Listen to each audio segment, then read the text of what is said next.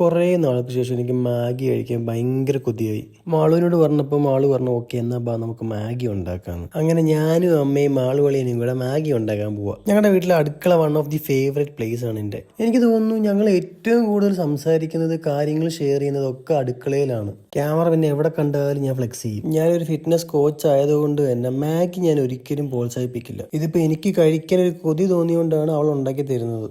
Because Maggi അത്ര healthy ഒരു food അല്ല. വല്ലപ്പോഴും ഈ പറഞ്ഞ പോലെ കൊതിയൊക്കെ തോന്നുമ്പോൾ മാഗി ഉണ്ടാക്കി കഴിക്കാം, അല്ലാണ്ട് എന്നും കഴിക്കുന്നത് നല്ലതല്ല.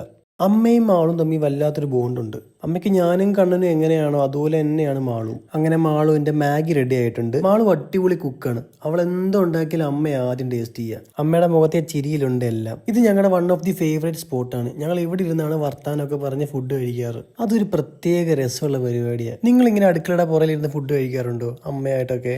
ഉണ്ടെങ്കിൽ കമൻറ്റ് ചെയ്യണേ, നോക്കട്ടെ ആരൊക്കെ ഞങ്ങളെ പോലെയാണെന്ന്. വീട്ടിൽ വന്നു കഴിഞ്ഞാൽ എനിക്ക് ഡയറ്റ് ഒന്നുമില്ല. അമ്മയുടെ മാളിൻ്റെ ഫുഡ് കഴിക്കലാണ് എൻ്റെ മെയിൻ പരിപാടി. മാഗി ഫിനിഷായി, അപ്പോൾ ടാറ്റ.